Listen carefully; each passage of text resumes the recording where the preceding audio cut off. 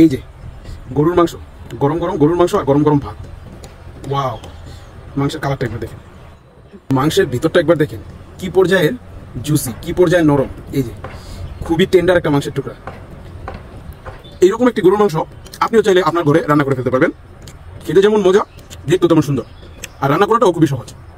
এক জালেই রান্নাটা হয়ে যায়, আলাদা মাংস কষানোর কোনো প্রয়োজন নেই। তাহলে চলুন দেখে আসি এই গরুর মাংসটা কীভাবে রান্না করতে হয়। প্রথমেই আপনাদের দেখিয়ে দিই আমাদের এই গরুর মাংস রান্না করার জন্য কি কি প্রয়োজন। এই হচ্ছে আদা এবং রসুন বাটা। এখানে যে পরিমাণ আদা আছে তার অর্ধেক পরিমাণ হচ্ছে রসুন। যেমন 1 কেজি রসুন আর 2 কেজি আদা আমরা একসাথে গ্রাইন্ড করে নিয়েছিলাম আমাদের বাসায়। আমরা মাংস রান্নায় এই মশলাটাই ব্যবহার করি বাটা মশলা হিসেবে। 1 কেজি আদা যদি আপনারা দেন তাহলে আধা কেজি রসুন দেবেন, মানে রসুনের দ্বিগুণ হচ্ছে আদা। এই আদা রসুনের পেস্ট, আর এই হচ্ছে পেঁয়াজ কুচি, আর এই হচ্ছে কাঁচামরিচ, আর এখানে আছে যে মশলা। মশলা কি কি আছে সেটা আমি একটু আপনাদেরকে দেখিয়ে দিই ভালো করে। এই হচ্ছে হলুদ, হলুদের গুঁড়া আমরা নিয়েছি 1 চা চামচ। আর এই হচ্ছে মরিচের গুঁড়া, মরিচের গুঁড়া আমরা নিয়েছি আধা চা চামচ। আমরা গুঁড়া মরিচের ঝালটা একটু কম খাই, এই জন্য আমরা কম নিচ্ছি, আপনারা আর একটু বেশি নিতে পারেন। আর এই হচ্ছে লবণ, লবণ 2 চা চামচ। আর এটা হচ্ছে প্যাকেটজাত মাংসের মশলা, এটা 1 চা চামচ। এই হচ্ছে জিরা গুঁড়ো, জিরা গুঁড়ো আমরা এখানে নিচ্ছি আধা চা চামচ। আর এই হচ্ছে গরম মশলার গুঁড়া, গরম মশলার গুঁড়াও আধা চা চামচ। আর সাথে আবার কিছু গোটা গরম মশলা নিয়ে নিয়েছি, যেমন এই যে 2টা এলাচ, 2টা দারচিনি এবং লং, আর সাথে আছে 2টা তেজপাতা। এই হচ্ছে আমাদের মশলা। আর এই হচ্ছে আমাদের মাংস। মাংস এখানে আছে আমাদের 1 কেজির একটু বেশি, 1200-1300 গ্রামের মতো। এখানে এই যে হাড়যুক্ত মাংস, এই যে এগুলো হচ্ছে হাড়যুক্ত মাংস, হাড়যুক্ত মাংস এবং এই যে ফ্যাট চর্বিযুক্ত মাংস, এখানে আমরা দুটোটাই নিয়েছি। মাংসের সাথে হাড় এবং চর্বি একসাথে রান্না করলে কিন্তু মাংসের স্বাদটা অনেক বেড়ে যায়। হাড় চর্বি সারা মাংস কিন্তু বেশি একটা স্বাদ হয় না, তাই আমরা এই মাংসটা রান্না করবো এই মশলা দিয়ে।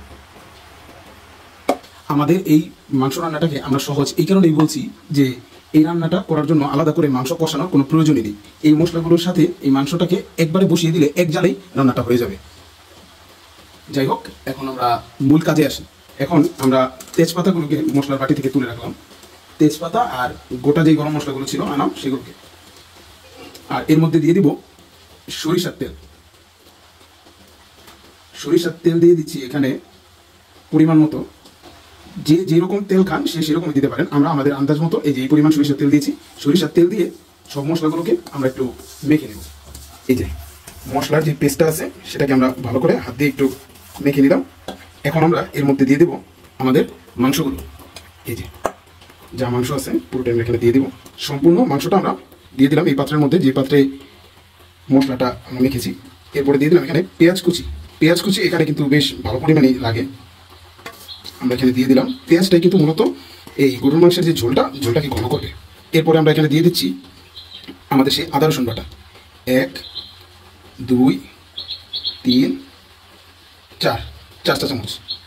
এখন আমরা এগুলোকে ভালো করে একসঙ্গে মিশিয়ে নেব।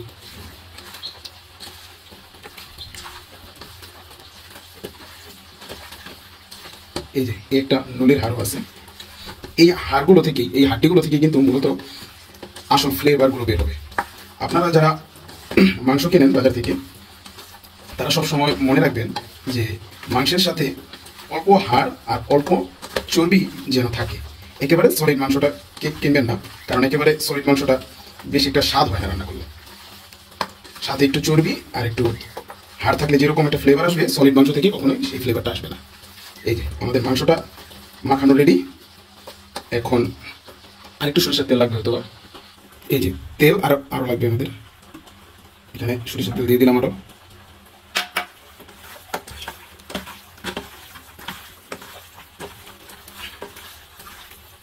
এখন এগুলোকে আমরা প্রেশার কুকারে দিয়ে দেব। চুলার উপর প্রেশার কুকার বসিয়ে দিছি, এখন কিন্তু চুলার গ্যাস অন করে দিই। এই যে এর মধ্যে আমাদের এই যে সেই ম্যারিনেট করা মাংস, মাখানো যে মাংসটা সেটা দিয়ে দিব। সম্পূর্ণ মাংসটা দিয়ে দিলাম। এখানে আমি কিন্তু এখন পর্যন্ত কোনো পানি মাংসের সাথে দিইনি। এখন এই পাত্রটা ধুয়ে আমি পানি দেবো এই মাংসটার মধ্যে, অল্প কিছু পানি, তাহলে এই পাত্রের সাথে থাকা যে মশলা আর তেলগুলো সেগুলো অপচয় হবে না। আপনারা দেখতে পাচ্ছেন যে বোলটাতে এই যে আমরা ম্যারিনেশনটা করেছিলাম সেই বোলটা ধুয়েই মশলা এবং তেল সহ, সরিষার তেল সহ অল্প পানি, খুবই অল্প পরিমাণে পানি দিয়ে দিলাম মাংসটার মধ্যে। আর এটার মধ্যে বাদবাকি যে মশলাগুলো ছিল, ওই যে তেজপাতা, দারচিনি, এলাচি এবং কাঁচামরিচ, সেগুলো ঢেলে দিলাম। এই যে পানি এখানে আরেকটু লাগবে, তো আরেকটু পানি দিয়ে দেবো। প্রেশার কুকারে রান্না করলে কিন্তু ঝোল টানে না, পানি যেটা থাকে সেটা কিন্তু বেশি একটা টানে না, এই জন্য আমরা পানি এখানে খুবই অল্প ব্যবহার করতেছি। আর প্রেশার কুকারে এটা 4টা শীষ দিলে এই মাংসটা একেবারে নরম তুলতুলে হয়ে যাবে খাওয়ার জন্য। আর কেউ যদি একটু শক্ত শক্ত খেতে চান তাহলে 3টা শীষ দিলেই হবে। আর যাদের বাসায় প্রেশার কুকার নেই, যারা প্রেশার কুকারে রান্না করবেন না, তারা কড়াইতে 20 মিনিট রান্না করলেই রান্নাটা হয়ে যাবে।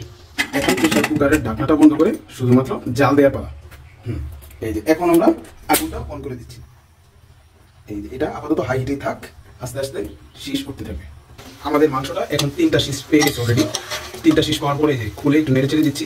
আর চিন্তা করলাম যে এই মাংসটার মধ্যে একটু আলু দিলে ভালো হয়, তাই আলুটাও দিয়ে দেবো। এই যে ছোটো ছোটো করে কাটা, বেশি ছোটো না। আবার মাংসের মধ্যে আলু একটু থাকলে মাংসের স্বাদ আরও বেশি যাবে। আর আলুর স্বাদটাও সব থেকে বেশি ভালো মানায় আমার মতো মাংসের সাথে, আর গরুর মাংসের সাথে আরও ভালো মানায়। আলু দিয়ে দিলাম। আমরা কিন্তু এক্সট্রা করে আর কোনো পানি টানি কিছুই দিই নেই। এখন আমরা আরও 2টা শীষ দেবো, মোট 5টা শীষ দিলে হয়ে যাবে মাংসটা। প্রেশার কুকারের ঢাকনাটা আবার বন্ধ করে দিলাম।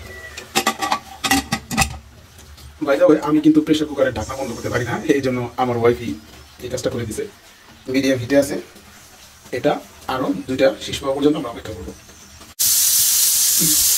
এই যে আমাদের প্রেশার কুকারে 5 নম্বর শীষটা উঠে গেছে। এখন আমরা গ্যাসটা বন্ধ করে দেবো আর ঢাকনাটা একটু লুজ হওয়ার জন্য অপেক্ষা করবো। এই যে এখন আমাদের প্রেশার কুকারের ঢাকনাটা এই যে আমরা খুলতেছি। রান্নাটা আশা করি হয়ে গেছে। ওয়াও, এই যে ধোয়া উঠতেছে। এই যে আমাদের রান্নাটা পরিপূর্ণ হয়ে গেছে। এখন আমরা এইটাকে অল্প কিছুক্ষণ আমরা একটু কড়াইতে ঢেলে এটাকে ঢাকনা ছাড়া জাল করে নেব। সিদ্ধ যা হওয়ার হয়ে গেছে, এখন ঝোলটাকে একটু টানায় নিলেই হবে।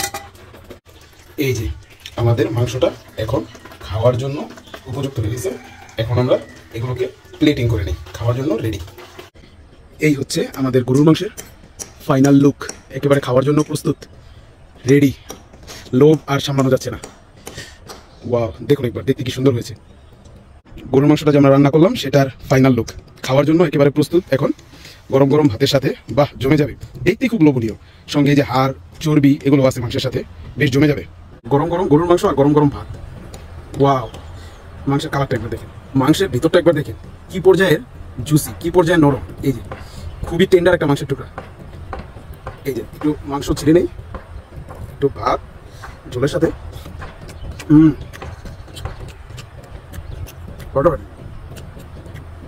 এই যে এই হচ্ছে আরেকটা টুকরা, ধরার সাথে সাথে একেবারে খুলে আসতেছে। এই যে মাংস ভাত সাথে আলু। ওয়াও,